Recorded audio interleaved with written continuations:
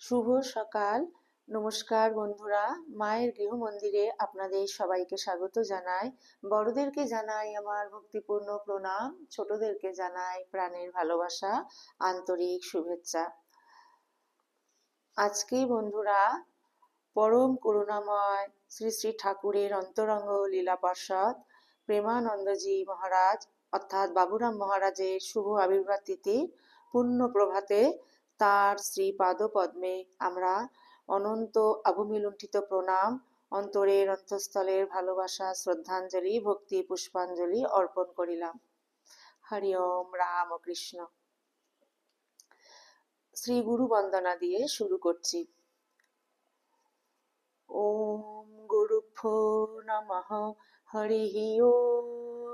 গণানাং তা গণপতিগং হবামহে কবিং কবিনামুপমস্রবস্তবং জ্যেষ্ঠরাজং ব্রহ্মণাং ব্রহ্মণস্পত আনঃ শৃণুন্নতিभिस्सीदसादनं মহাগণপতয়ে নমঃ। ওম হংস হংসায় বিদ্মহে পরমহংসায় ধীমহি তন্নো হংস প্রচোদয়াৎ। ওম নমো হিরণ্যবাহবে হিরণ্যবর্ণায় হিরণ্যরূপায় হিরণ্যপতয়ে অম্বিকাপতয়ে উমাপতয়ে পশুপতয়ে নমো নমঃ। ঋতগম সত্যং পরং ব্রহ্ম পুরুষং কৃষ্ণ পিঙ্গলম ঊর্ধ্বরেতং বিরূপাক্ষং বিশ্বরূপায় বৈ নমো নমঃ। ঈশান সর্ববিদ্যানামীশ্বরः সর্বভূতানাং ব্রহ্মধিপতির্ব্রহ্মণোऽধিপতি ব্রহ্মা শিব মে অস্তু সদাশিবম। ওম ভূগর্ভঃ সুবঃ। ওম নমো শম্ভবে চ ময়োভবে চ নমো শঙ্করায় চ ময়স্করায় চ নমো শিবায় চ শিবোতরায় চ। ওম নিধনপতয়ে নমঃ। নিধনপতন্তিকায় নমঃ। ঊর্ধ্বায় নমঃ। ঊর্ধ্বলিঙ্গায় নমঃ। হিরণ্যায় নমঃ। হিরণ্যলিঙ্গায় নমঃ। সুবর্ণায় নমঃ। সুবর্ণলিঙ্গায় নমঃ। দিব্যায় নমঃ। দিব্যলিঙ্গায় নমঃ। ভবায় নমঃ। ভবলিঙ্গায় নমঃ। সর্বায় নমঃ। সর্বলিঙ্গায় নমঃ। শিবায় নমঃ। শিবলিঙ্গায় নমঃ। জ্বলায় নমঃ। জললিঙ্গায় নমঃ। আত্মায় নমঃ। আত্মলিঙ্গায় নমঃ। পরমায় নমঃ। পরমলিঙ্গায় নমঃ। এতৎসমস্য শরীরস্য সর্বলিঙ্গজ্ঞ স্থাপয়তি পাণিমন্ত্রং পবিত্রম। ওম সদ্যজাতং প্রপদ্যামি সদ্যজাতায় বৈ নমো নমঃ। ভবে ভবের্নাতি ভবে ভবস্য মম। ভবদ্ভবায় নমঃ। বামদেবায় নমঃ। জ্যেষ্ঠায় নমঃ। শ্রেষ্ঠায় নমঃ। রুদ্রায় নমঃ। কালায় নমঃ। কালবিকরণায় নমঃ। বলবিকরণায় নমঃ। বলায় নমঃ। বলপ্রমথনায় নমঃ। সর্বভূতদমনায় নমঃ। মনোন্মনায় নমঃ। অঘোরে এভ্য ঘোরে এভ্য ঘোর ঘোরতরে ভোঃ। সর্বে এভ্য সর্বসর্বেভ্য নমস্তে অস্তু রুদ্ররূপে ভোঃ। সর্ব বৈ রুদ্রস্তস্मै রুদ্রায় নমো অস্তু। পুরুষ বৈ রুদ্র সন্মহ নমো নমঃ। পুরুষ বৈ রুদ্রস্মন্মনঃ নমো নমঃ। বিশ্বং ভূতং ভুবনং চিত্রং বহুধা জাতং জায়মানং চ ইয়ত সর্বহেষ রুদ্রস্তস্मै রুদ্রায় নমো অস্তু। কোদ্রুদ্রায় প্রচেতসে মৃডুষ্টমায় তব্বশে वोचेम शान्तमागम हृदे सर्वहेश रुद्रस्तस्मै रुद्राय नमो अस्तु। ॐ त्र्यम्बकं जजामहे सुगन्धिं पुष्टिवर्धनम् उर्वारुकमिव बन्धनान् मृत्युर्मुक्षीयमामृतात् ये ते सहस्रमयुतं पाशामृत्युमर्ताय हन्तवे त्वान् यज्ञस्य मायया सर्वा नवो जजामहे मृत्यवे स्वाहा ॐ नमो भगवते रुद्राय विष्णवे मृत्युर्मे पाहि ॐ तत्पुरुषाय विद्महे महादेवाय धीमहि तन्नः रुद्रः प्रचोदयात् ॐ नमस्ते अस्तु भगवान् विश्वेश्वराय महादेवाय त्र्यम्बकाय त्रिपुरान्तकाय त्रिगाग्निकालाय कालाग्निरुद्राय नीलकण्ठाय मृत्युञ्जयाय सर्वेश्वराय सदाशिवाय श्रीमन्महादेवाय नमः। ॐ शं च मे मयश्च मे प्रियं च मे अनुकामश्च मे कामश्च मे सौमनश्च मे भद्रं च मे श्रेयश्च मे वशश्च मे यशश्च मे भगश्च मे द्रविणं च मे यन्ता च मे धर्ता च मे क्षेमश्च मे धृतश्च मे विश्वं च मे महश्च मे संविच्च मे गात्रं च मे शुश्च मे प्रशुश्च मे क्षीरं च मे लयश्च मारितं च मे मृतं च मे यक्षं च मे नामयच्च मे जीवातुश्च मे दीर्घायुत्तं च मे नामित्रं च मे भयं च मे शुभं च मे शयनं च मे शुषा च मे सुदिनं च मे सदाशिवम्। ॐ असतमा सद्गमय तमसमा ज्योतिर्गमय मृत्युर्मा अमृतङ्गमय यो वेदादौ सरः प्रोक्तः वेदान्ते च प्रतिष्ठितः तस्य प्रकृतिलीनस्य यः परस्य महेश्वरः सदाशिवम्। शान्ति शान्ति शान्तिः। हरिः ॐ तत्सत्। শ্রীরামকৃষ্ণার্পণমস্তু। জয় গুরুদেব। গুরু পরম্পরায় সকল পূজ্যপাদ সদ্গুরুর শ্রীপাদ পদ্মে আমার অনন্ত অবমিলুণ্ঠিত প্রণাম। অন্তরের অন্তঃস্থলের ভালোবাসা শ্রদ্ধাঞ্জলি ভক্তি পুষ্পাঞ্জলি অর্পণ করিয়া আজকে নিত্য পাঠে প্রবেশ করছি।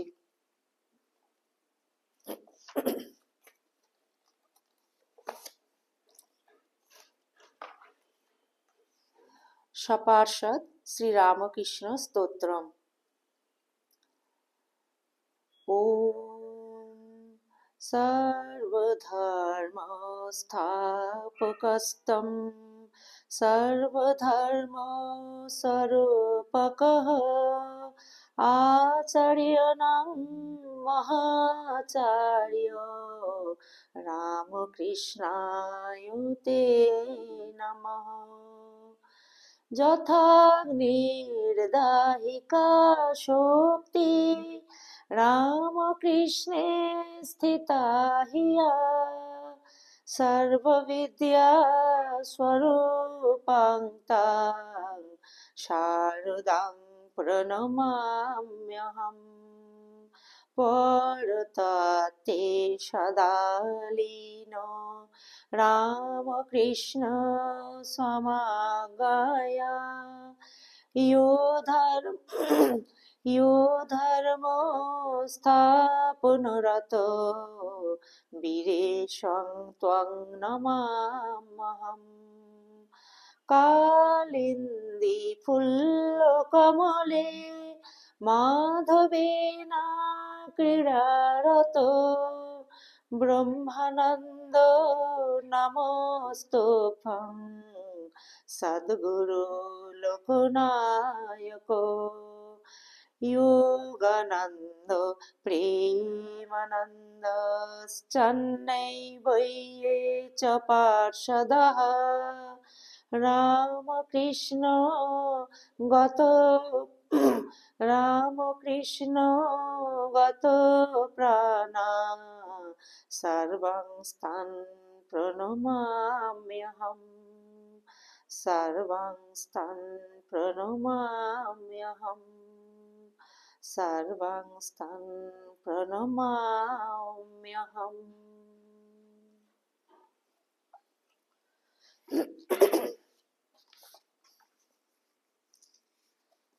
বন্ধুরা, আজ এই পবিত্র পূর্ণ প্রভাতে পরমার্থ প্রসঙ্গ এই মহা পবিত্র গ্রন্থগানি থেকে স্বামী বিরজা পরম পূজ্যপাদ শ্রীমৎ স্বামী বিরজানন্দজি রচিত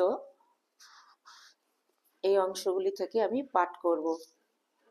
আবার বলছি, পরম পূজ্যপাদ শ্রীমৎ স্বামী বিরজানন্দজি রচিত পরমার্থ প্রসঙ্গ মহাগ্রন্থখানি থেকে আজকে আমি পাঠ করব। বন্ধুরা, প্লিজ আপনারা শেষ পর্যন্ত মায়ের গৃহ মন্দিরের সঙ্গে থাকবেন।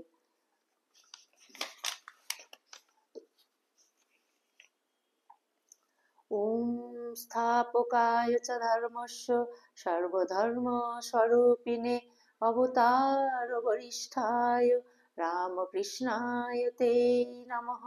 জননীং শারদাং দেবীং রামকৃষ্ণং জগদ্গুরুং পাদপদ্মে তয়ো শ্রিত্বা প্রণমামি মুহুর্মুহুঃ। নমস্তে জ্যোতিরাজায় বিবেকানন্দ সুরয়ে সচ্চিৎ সুখ স্বরূপায় স্বামিনে তাপহারিণে। পরমার্থ প্রসঙ্গ।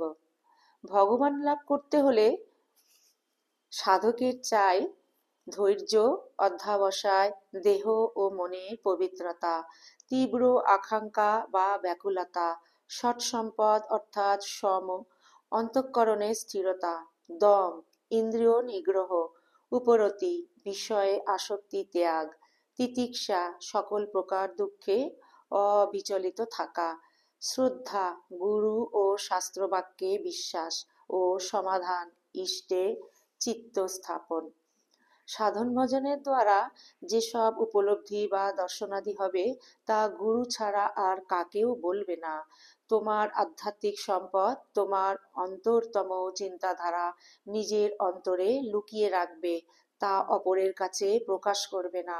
উহা তোমার পবিত্র গুপ্তধন, একমাত্র ভগবানের সঙ্গে একান্তে উপভোগ্য বস্তু। সেই রকম আবার তোমার দোষ ত্রুটি ও অনাচারের কথা অপরের কাছে বলে বেড়াবে না, তাতে আত্মসম্ভ্রম খোয়াবে ও অপরের কাছে হীন বলে প্রতিপন্ন হবে। নিজের দোষ দুর্বলতা ভগবানকে জানাবে ও তাঁর কাছে প্রার্থনা করবে যেন তিনি সেগুলি শোধরাবার শক্তি দেন। ধ্যান করতে বসে প্রথমে খানিকক্ষণ স্থির হয়ে বসে মন যেখানে যেতে চায় যেতে দাও। ভাববে আমি সাক্ষী, দ্রষ্টা। বসে বসে মনের ভাষা, ডোবা দৌড়ঝাঁপ দেখো, লক্ষ্য করো। ভাববে আমি দেহ নই, ইন্দ্রিয় নই, মন নই, আমি মন হতে সম্পূর্ণ পৃথক। মন ও জড়েরই একটা সূক্ষ্ম অবস্থা। আমি আত্মা, প্রভু, মন আমার দাস। যখনই কোনো বাজে চিন্তা মনে উঠবে তখনই সেটাকে জোর করে দাবিয়ে দেওয়ার চেষ্টা করবে। সাধারণত বিশ্রামের সময় বাঁ নাক দিয়ে নিঃশ্বাস পড়ে, কাজের সময় ডান নাক দিয়ে পড়ে, ধ্যানের সময় দু নাক দিয়ে পড়ে। যখন দেহ মন শান্ত হয়ে আসবে আর দু নাক দিয়ে সমানভাবে নিঃশ্বাস পড়বে তখন বুঝবে ঠিক ঠিক ধ্যানের অনুকূল অবস্থা হয়েছে। তবে দেখবার জন্যে নিঃশ্বাসের দিকে অত নজর দেবে না, অথবা এইটিকে মাপকাঠি করে কর্ম নিয়ন্ত্রণ করবে না। মন স্থির হলে বায়ু স্থির হয়, কুম্ভক হয়, আবার বায়ু স্থির হলেই মন একাগ্র হয়। ভক্তিতেও কুম্ভক আপনি হয়, বায়ু স্থির হয়ে যায়। হৃদয়ের ব্যাকুলতার সহিত স্মরণ মনন ও মন্ত্র জপ করলে প্রাণায়াম আপনা হতেই হয়। অভ্যাস ও বৈরাগ্য ছাড়া মনের একাগ্রতা আনবার জন্য কোনো সুগম বা সহজ উপায় নেই। যতক্ষণ জপ ধ্যান করো তা 10-15 মিনিটও করো, সেও ভালো, কিন্তু সেটুকু প্রাণ মন ঢেলে দিয়ে করবে। তিনি অন্তর্যামী, ভেতর দেখেন। তিনি তো আর কতটুকু সময় ধ্যান করলে বা কতবার জপ করলে তা দেখেন না। প্রথম প্রথম জপ ধ্যান নিরসই লাগে, তবু গেলার মতো করে ওষুধ গেলার মতো করে যাবে। 3-4 বছর নিষ্ঠার সহিত করলে তবে আনন্দ পাবে। তখন একদিন না করলে ভারী কষ্ট হবে, কিছু ভালো লাগবে না। আধ্যাত্মিক জীবনে লাভ করতে হলে আধ্যাত্মিক জীবন লাভ করতে হলে পুরুষকার দরকার। আমি নিজের চেষ্টায় সাধন ভজন করে ভগবান লাভ করব, এই দৃঢ় সংকল্প করে নিষ্ঠার সহিত 3-4 বৎসর রোজ অন্তত সকাল ও সন্ধ্যায় প্রত্যেকবারে 2 ঘন্টা করে আসনে বসে জপ ধ্যান করে যাও দেখি।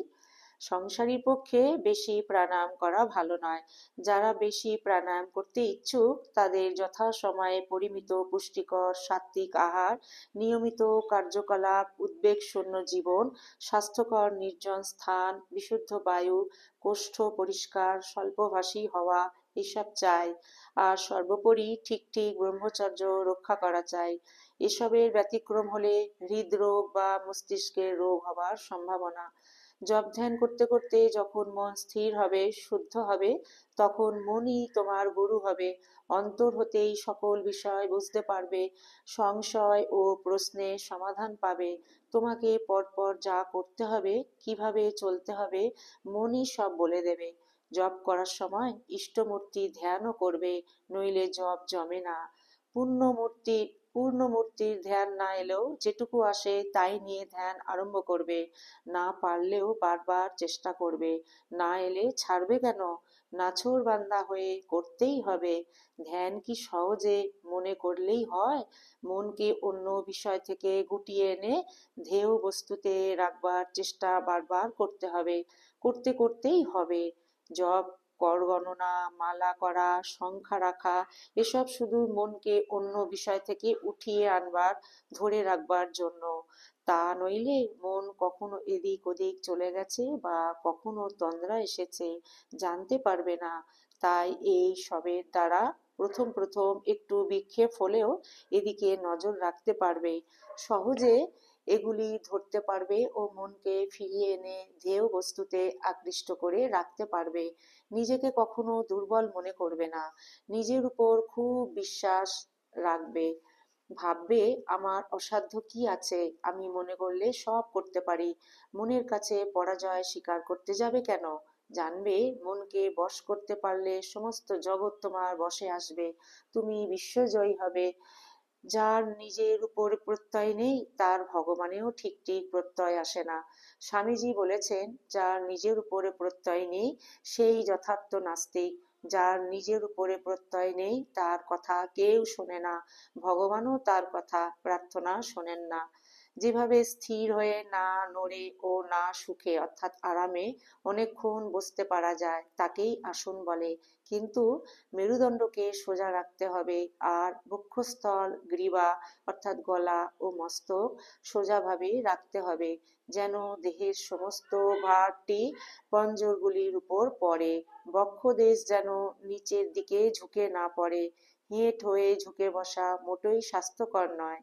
সংসার অসার, অনিত্য, তিনি একমাত্র সার সত্য, এই ভাবটি যতদিন মনে দৃঢ় না হয় ততদিন ধ্যান করবার সময় মন চঞ্চল হবেই। ইন্দ্রিয় সুখে যত বিতৃষ্ণা আসবে, ভগবানে অনুরাগ তত বাড়বে, মনও তত একাগ্র হবে। তার প্রেমের স্বাদ কণিকা মাত্র পেলে জগতের সমস্ত সুখ তুচ্ছ ঘৃণ্য হয়ে যাবে। জপ, ধ্যান, পূজা, প্রার্থনা, স্মরণ মনন, সদ্গ্রন্থ পাঠ, সৎসঙ্গ, সদালাপ, নিভৃতে বাস ও আধ্যাত্ম চিন্তা, যখন যে ভাবটা আসে ও করতে ইচ্ছা হয় এবং ভালো লাগে ও করবার সুবিধা পাও, তখন সেইটি করবে। তবে ধ্যান জপই হলো আসল। সেটা অসুখ বিসুখ আপদ বিপদ হলেও কোনোদিনই বাদ দেবে না। বেশি না পারলে বা সুবিধা না হলে অন্তত 10-15 মিনিটও প্রণাম, প্রার্থনা ও জপ করবে। ডাক্তারি বই পড়ে নিজের রোগ নির্ণয় করতে যাওয়া ও ওষুধ খাওয়া বুদ্ধিমানের কাজ নয়। রোগ হলে ডাক্তারের পরামর্শ নিতে হয়, সেই রকম কতকগুলো বই ও শাস্ত্র পড়ে সেই অনুযায়ী সাধন করতে গেলে চিত্ত বিভ্রম হয়, গুলিয়ে যেতে হয়, একটানা এগিয়ে যাওয়া যায় না। এমনকি অনেক সময় বৃথা শ্রম ও নিজের অনিষ্টও হয়, কেননা নানা শাস্ত্রে অধিকারী ভেদে বা অবস্থা অনুযায়ী একই বিষয়ে বিভিন্ন বা পরস্পর বিরোধী উপদেশ বা পদ্ধতি আছে। ঠিক তোমার পক্ষে কোনটি উপযোগী নিজে নিজে নির্ণয় করা অনেক সময় বিপজ্জনক। সে বিষয়ে গুরুই ঠিক পথ বলে দিতে পারেন। তাই গুরু মুখে বিদ্যা লাভ করতে হয়। তিনি যা দীক্ষা ও শিক্ষা দেবেন তাই জানবে তোমার একমাত্র পথ। তাতে এবং তার প্রতি সম্পূর্ণ শ্রদ্ধা বিশ্বাস রেখে নিষ্ঠাপূর্বক সাধন ভজন করলে কালে সিদ্ধিলাভ নিশ্চয়ই হবে। কারো কথায় সে পথ ছেড়ে অন্য পথ কখনো ধরবে না, তাহলে পথ খুইয়ে ঘোরাঘুরি সার হবে, কোন কালে কিচ্ছু হবে না। বিশ্বাসে অসম্ভব সম্ভব হয়, বিশ্বাস ডাঙায় ডিঙি চালায়, সংশয়ে হাঁটু জলেও ডুবে মরতে হয়।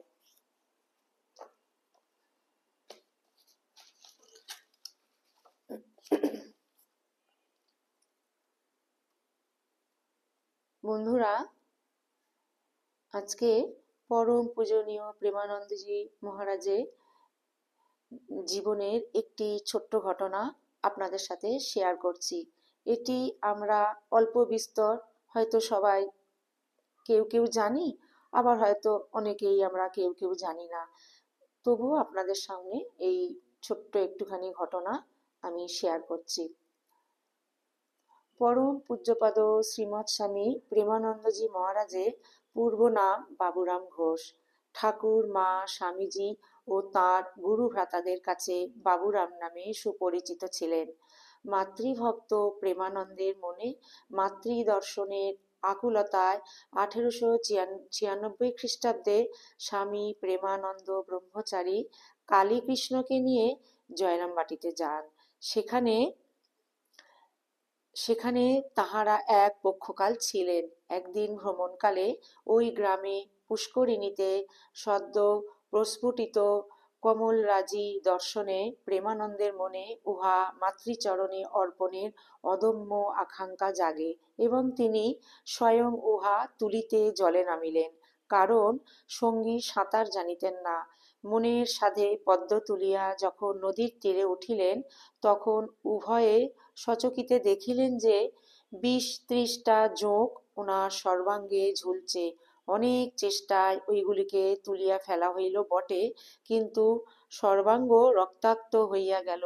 শ্রী শ্রী মা ওনাকে তদবস্থ দেখিয়া খুবই বিচলিত হইলেন এবং ভবিষ্যতে যাহাতে উহার পুনরাবৃত্তি না হয় তদ্বিষয়ে সাবধান করিয়া দিয়াছিলেন।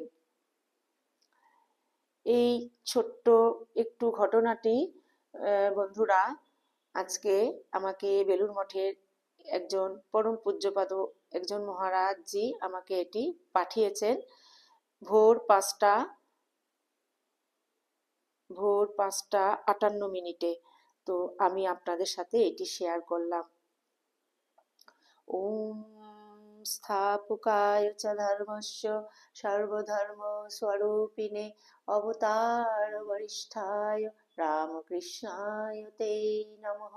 জননীং শারদাং দেবীং রামকৃষ্ণং জগদ্গুরুং পাদপদ্মে তয় শ্রিত্বা প্রণমামি মুহুর্মুহুঃ।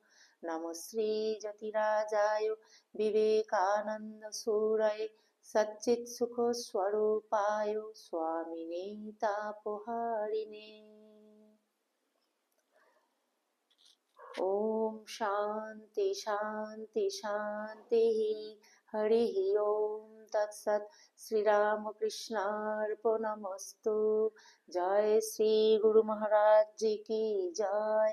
জয় মহামায় কি জয়। জয় স্বামীজি মহারাজ জি কি জয়। জয় শ্রী বাবুরাম মহারাজ কি জয়। জয় গঙ্গা মাই কি জয়। বন্ধুরা, আজ এই পবিত্র পূর্ণ প্রভাতে পরমার্থ প্রসঙ্গ এই পর্যন্তই।